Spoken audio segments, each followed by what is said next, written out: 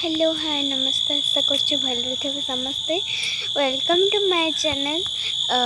जय श्री कृष्ण है महादेव जय श्री राम। तो सांग मैंने आज मो देह एत भी टे भल ना कम जाए गुड़ बिंधा हो गलाटा भी टे बथा अच्छी।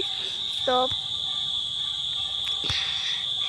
आज भात खाई सारिकी डायरेक्ट शोई पड़ी टे निंद मारा शोची एकाड़े 4टा बेले उठी मु माँ भी 4टा बेले उठी बापा 4टा बेले दुकान को बाहरी गले मु ब्लॉगिंग कर पढ़ी के आसली।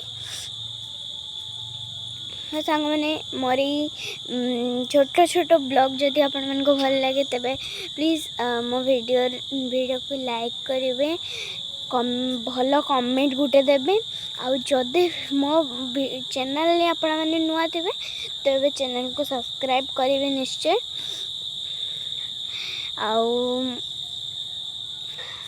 भावुची केबे गोटे लाइव आनी एबे माने सरी मो एग्जाम सर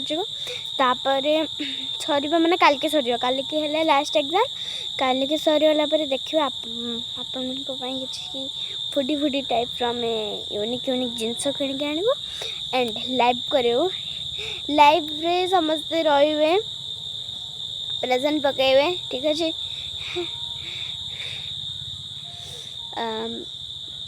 तो एबे मु बुलाबुली कर जाओ सिम्बा सिम्बा सिम्बा बेटा आजा सिम्बा ये है आमर सिम्बा कौन ये देख आम सिम्बा ये देख लो आम सिम्बा मो जन